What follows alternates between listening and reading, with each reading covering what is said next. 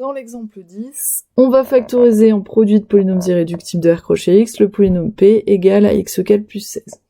Conformément à la remarque qui précède, on va en fait commencer par faire la factorisation en produit de polynômes irréductibles de C crochet X, puis on regroupera les racines conjuguées. Donc, pour la factorisation dans C crochet X, ici on va chercher les racines de P. P de Z égale 0, donc racine complexe de P. Z est une racine complexe de P, si et seulement si Z4 égale moins 16 égale 2 puissance 4 exponentielle I-pi.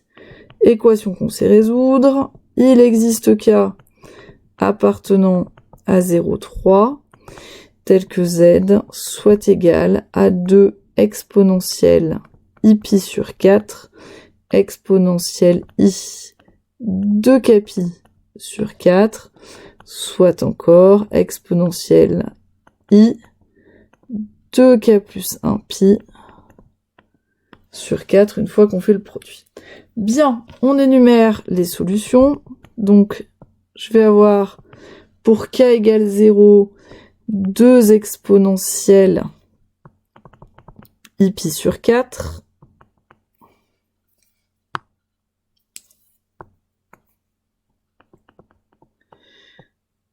Pour k égale 1, 2 facteurs de exponentielle I 3pi sur 4, puis 2 exponentielle I 5pi sur 4, 2 exponentielle I 7pi sur 4.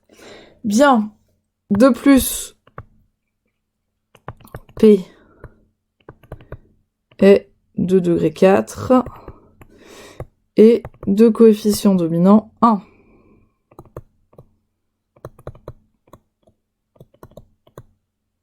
Ce qui nous permet d'écrire la factorisation dans C crochet X. P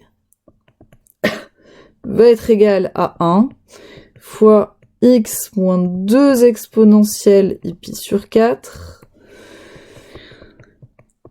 Facteur de X moins 2 exponentielle I 3pi sur 4. X moins 2 exponentielle I 5pi sur 4. Et enfin, x moins 2 exponentielle I 7pi sur 4. Donc on va utiliser le cercle trigonométrique pour faire apparaître les racines conjuguées.